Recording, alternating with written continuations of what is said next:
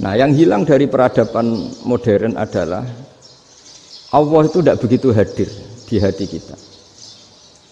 Saya sering cerita di mana-mana, teks hadis itu sebenarnya berbunyi gini, ini hadis sahih. Mangka na yu'minu billahi wal yaumil akhir falyukrim jarahu. Ada yang falyukrim jarahu dhaifahu, ada yang falyakul khairan aw liyasmut.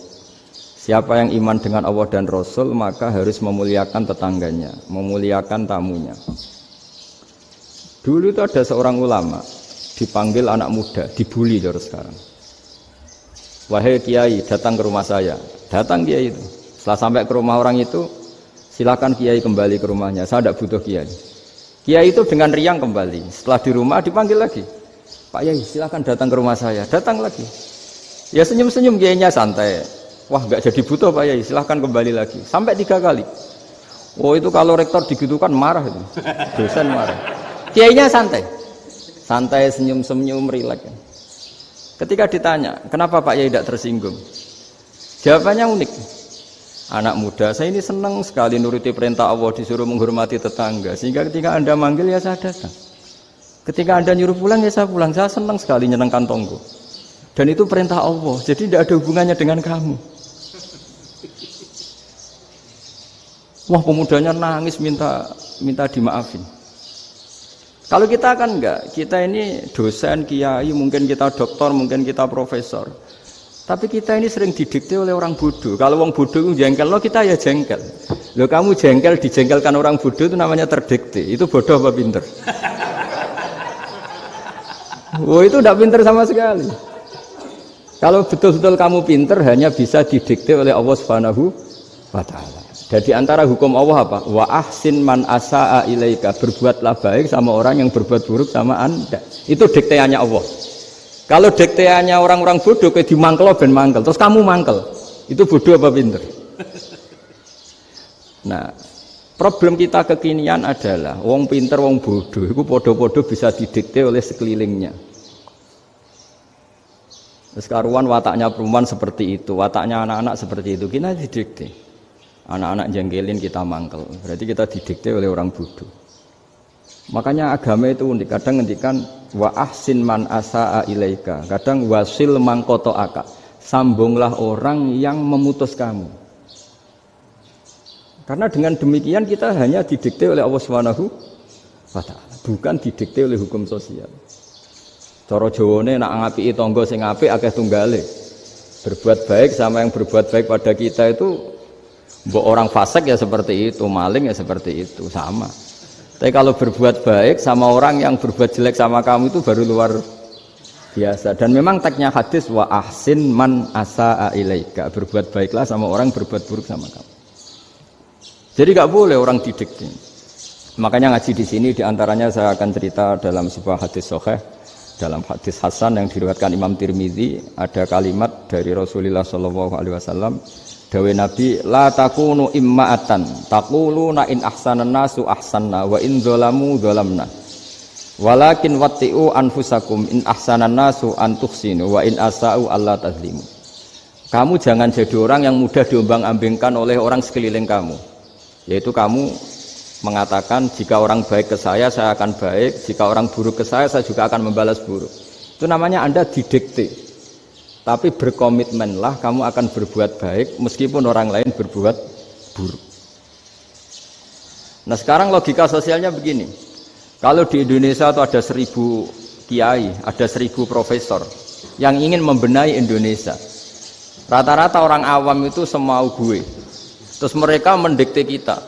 Perilakunya agak simpatik, perilakunya jengkelin. Terus 1000 profesor ini ikut jengkel. Itu kira-kira jadi solusi apa goblok bareng ya? Sama 1000 kiai ini ikut jengkel, ini jadi solusi apa goblok bareng?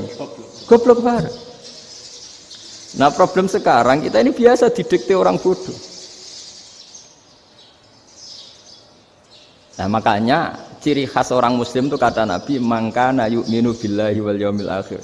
Jadi baik tetangga karena perintahnya Allah dan Rasul. Pentingnya apa? Bedanya karena berbuat baik ini perintahnya Allah, mbok tangga apik lah kita tetap apik karena perintahnya Allah dan Rasul.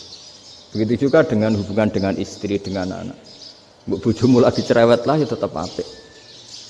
Karena dengan cara itu kita hanya tunduk kepada Allah dan Rasul. Tapi kalau kamu istri saya kalau baik ya saya baik, kalau ndak ya ndak. Berarti Anda didikte oleh perilakunya dia.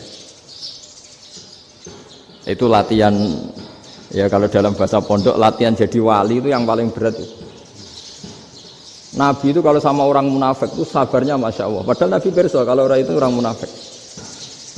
Karena dengan cara seperti itu bahwa kebaikan Nabi pada seseorang itu atas perintahnya Allah dan Rasul, bukan atas nama servis. Kalau Nabi hanya baik kepada Abu Bakar, itu mungkin orang bilang wis adune wong Abu Bakar baik sama Nabi. Tapi kalau Nabi baik sama orang munafik, Abdullah bin Ubay bin Salul, itu kalau nggak perintahnya Allah dan Rasul itu nggak bisa. Nah ini cobalah berlatih seperti itu sehingga kita tidak mudah didikte. Ya saya ulang lagi nggak mudah apa? Didikte. Maka di antara kebaikan Allah dan Rasul adalah bahkan orang dolim saja diberi jatah rahmat. Makanya tadi seperti mukadimah yang dibaca Pak Haris tadi, agama ini rahmatan lil alamin. Orang yang dolim saja dapat jatah apa? Rahmat, apalagi yang soleh. Nah kemudian yang perlu dicatat, kenapa kita menjadi enjoy dengan Islam? Islam itu adalah agama yang tidak didikte oleh materi. Jadi kalau Anda ingin makan enak, mungkin kalau pikiran kebanyakan orang, anak-anak muda yang milenial, yang gaul, ingin makan enak ya makan yang disukai. Misalnya sate atau bakso Malang atau apa. Kalau orang-orang yang jadi wali gak gitu cara berpikir. Ini yang masih orisinil. Ditanya, ini dunia baru kesulitan makanan, baru resesi. Cara makan enak gimana? Jawabannya lucu. Ya gampang, idamuhu alju. Idam itu lauk. Kalau kamu ingin makan lauknya paling enak apa? Alju. Kamu harus lapar banget. Sampai kalau puasa itu melihat tempe itu wah luar biasa. Tapi kalau kamu nggak puasa, air putih itu nggak menantang. Tapi kalau puasa, tempe air putih itu menarik dan Anda tetap lahap. Apa? Karena lauk terbaik adalah alju, yaitu lapar. Lah tapi kita ini enggak, kita ini kayak orang bodoh. Kayak orang bodoh tadi, profesornya makan nyaman ya kalau sesuai selera. Nah itu kan sama dengan anak-anak ABG. Anak ABG itu makan lahap ya kalau yang disukai. Lalu bedanya apa ABG sama profesor? Kalau cara berpikir masih sama kan itu. Kiainya juga gitu. Kiai makan enak kalau yang disukai, kalau enggak. Lalu bedanya apa kiai sama orang awam?